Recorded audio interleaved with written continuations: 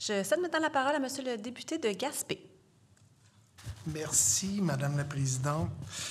Maître Champagne, Ouellette et Saint-Pierre, j'aimerais d'abord vous remercier pour ce que vous faites pour les jeunes Québécois et Québécoises.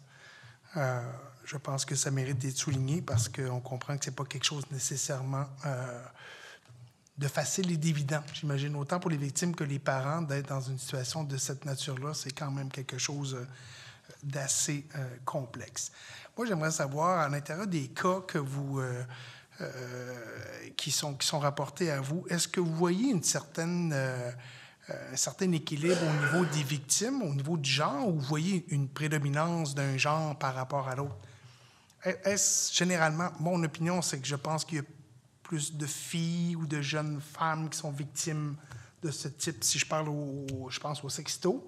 Est-ce bien le cas ou c'est vraiment assez équilibré comme phénomène?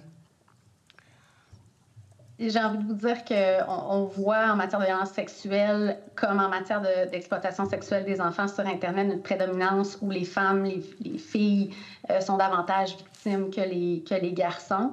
Maintenant, je ne sais pas si mes collègues veulent compléter pour peut-être d'autres types en matière d'intimidation, mais pour la violence sexuelle, ça se répertorie de la même façon quand c'est fait en ligne, malheureusement.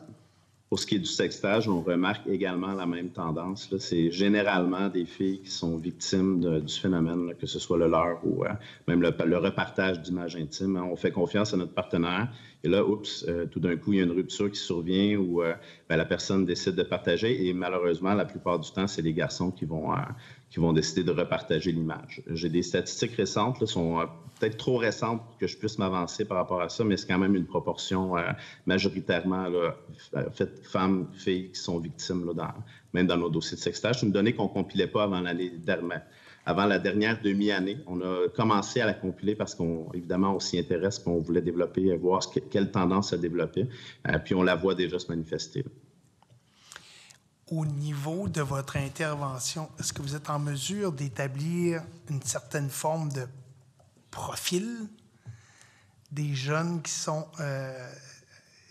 poussés vers des gestes de cette nature-là? En bon français, y a-t-il des patterns que vous êtes en mesure d'identifier?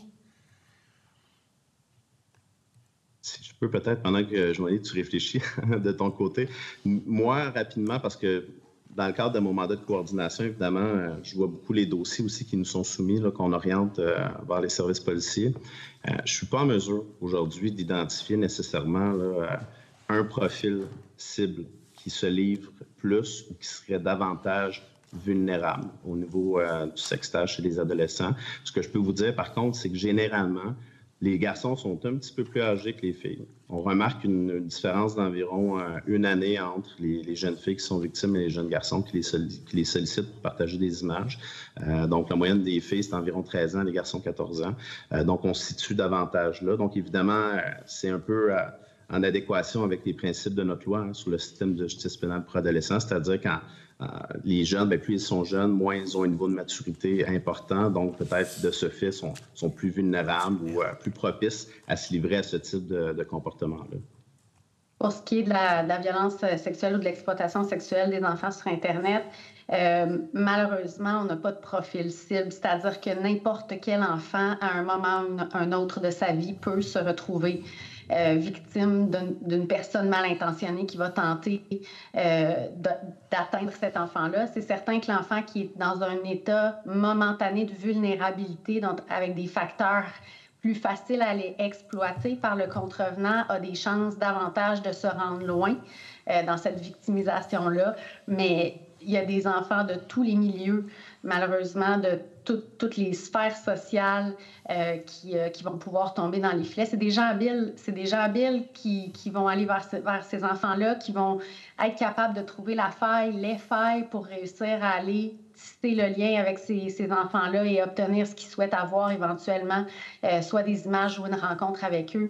Donc, je reviens à mon message de tout à l'heure. Je pense qu'il faut éviter de catégoriser pour que les gens soient conscients que nos enfants, ils ont la possibilité tous d'être victimes. Donc, il n'y a personne qui est à l'abri, malheureusement.